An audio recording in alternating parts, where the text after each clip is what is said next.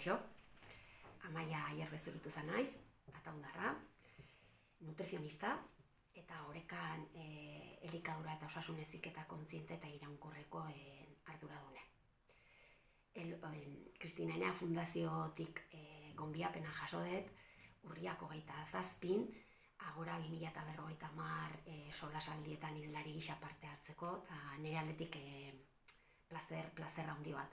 Zertaz itengo deun, gaia izango da aldaketa klimatikoa, hemen daukeun aldaketa klimatikoa nola eragiten ari da elikadura sisteman. Beste alde batetik elikadura sistema eta gu konsumitzaile gisa, elikadura sistema hortako katebegi gisa, nola aia eragiten aldaketa klimatiko horretan, eta etorkizuna da jarriko gara.